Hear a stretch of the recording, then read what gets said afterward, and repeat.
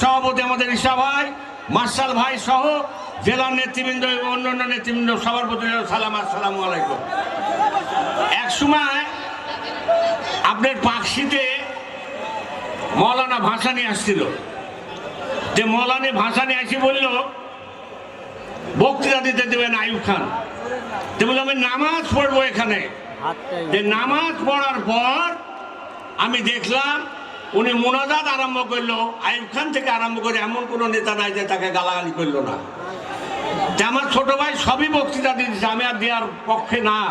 যা বলার দরকার ছিল সেটাও বলেছে, যা বলার দরকার ছিল সেটাও বলেছে। আমার ভাই, ছোট ভাই বিপুল সাহেব সবই বলে দিয়েছে।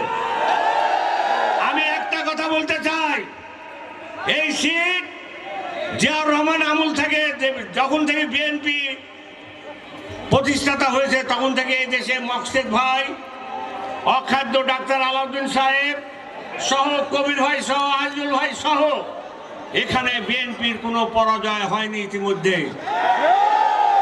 17 সালে 17 বছর ভোট দিছে কারা? স্কুলের মাস্টার, প্রফেসর, পুলিশ, টিওনো, ডিসি, এরাই ভোট দিয়ে ভোট হয়েছে। জনগণের ভোটে নির্বাচিত হয়নি। অতএব এই ভোটে আওয়ামী লীগ পাস করেছে। না ইতিহাস না সত্যি না মিথ্যা? আমি কথা বাড়াবো না, আমার নেতা আজকে কথা বলবে। আগামী দিন আমরা একমত, ভাইকে বলেন একমত আছে কিনা, ধানের শীষের পক্ষে আছে কিনা। আগামী দিন আমার ধানের শীষ আপনারা ভোট দিবেন কিনা বলেন, হাত তুলে দেখা দেন সবাই।